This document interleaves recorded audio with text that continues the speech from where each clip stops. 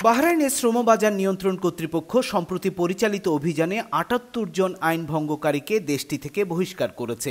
এছাড়া আটক করা হয়েছে ১৮ জন অবৈধ শ্রমিককে। এই অভিযান ২৬শে অক্টোবর থেকে ১ নভেম্বর পর্যন্ত বিভিন্ন গভর্নরেটে পরিচালিত হয়। দ্য ডেইলি ট্রিবিউন এই খবর দিয়েছে।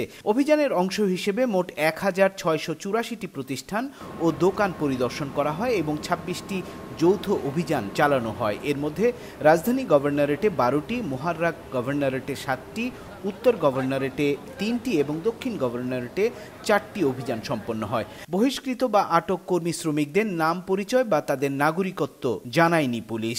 এসব অভিযান দেশের শ্রমবাজারকে স্বাভাবিক রাখতে, শ্রমিকদের নিরাপত্তা নিশ্চিত করতে এবং প্রতিযোগিতামূলক পরিবেশ বজায় রাখতে গুরুত্বপূর্ণ ভূমিকা রাখছে। অভিযানের এই সময়টায় দেশটিতে থাকা বাংলাদেশিদের সতর্ক থাকা প্রয়োজন বলে মনে করেন প্রবাসীরা।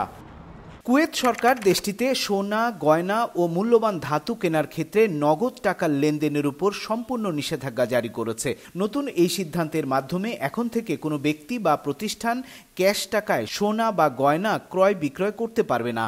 কুয়েতের বাণিজ্য ও শিল্প মন্ত্রণালয় কর্তৃক জারি করা সিদ্ধান্ত অনুযায়ী সব ধরনের লেনদেন এখন শুধুমাত্র ব্যাংকের অনুমোদিত নন ক্যাশ পদ্ধতিতে, যেমন ডেবিট বা ক্রেডিট কার্ড, ব্যাংক ট্রান্সফার অথবা অনলাইন পেমেন্টের মাধ্যমে সম্পন্ন হতে হবে। আরব টাইমস এই খবর দিয়েছে। সরকারের পক্ষ থেকে জানানো হয়েছে, অর্থ পাচার, ট্যাক্স ফাঁকি বা অবৈধ সম্পদ লেনদেন রোধে এই উদ্যোগ নেওয়া হয়েছে। নতুন নিয়ম না মানলে সংশ্লিষ্ট প্রতিষ্ঠান বা দোকান তাৎক্ষণিকভাবে বন্ধ করে দেয়া হবে এবং তাদের বিরুদ্ধে কঠোর প্রশাসনিক ও আইনি ব্যবস্থা নেওয়া হবে। গালফ অঞ্চলে পর্যটন ও অর্থনৈতিক খাতে জিসিসি ভিসা ব্যবস্থা যা চালু হবে আগামী বছর থেকেই। সৌদি আরবের পর্যটন মন্ত্রী আহমেদ আল খতিব বাহরাইনের মানামায় গালফ গেটওয়ে ইনভেস্টমেন্ট ফোরামে এই ঘোষণা দেন। উদ্যোগটি বাস্তবায়িত হলে একটি ভিসা নিয়েই একজন পর্যটক সৌদি আরব, সংযুক্ত আরব আমিরাত, কুয়েত, ওমান, কাতার ও বাহরাইন সহ গালফ অঞ্চলের সবগুলো দেশ ভ্রমণ করতে পারবেন। সৌদি গেজেট এই খবর দিয়েছে। খবরে বলা হয়েছে, গত ৪ বছর ধরে জিসিসি দেশগুলো পর্যটন খাতের উন্নয়ন ও নীতিমালা একীভূত করার কাজ করছে। বর্তমানে গালফের প্রধান 4টি বিমান সংস্থা বছরে ১,৫০,০০,০০০ যাত্রী পরিবহন করছে, কিন্তু এর অর্ধেকেরও কম গালফ অঞ্চলের ভেতরে ভ্রমণ করছে।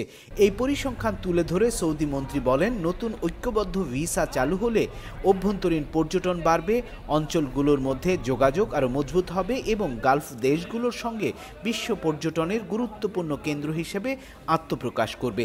আগামী বছরই চালু হতে যাওয়া এই ভিসা ব্যবস্থা গালফের ইতিহাসে এক নতুন অধ্যায়ের সূচনা করবে বলে আশা করা হচ্ছে। আরব আমিরাতের দুবাইয়ে আন্তর্জাতিক বিমানবন্দরে ইমিগ্রেশনে এসেছে প্রযুক্তির নতুন চমক। সেখানকার টার্মিনাল 3-এ স্থাপন করা হয়েছে ২০০টিরও বেশি বায়োমেট্রিক ক্যামেরা, যা যাত্রীদের চেক ইন থেকে বোর্ডিং পর্যন্ত পুরো যাত্রাপথকে দ্রুত, সুরক্ষিত এবং সহজ করবে।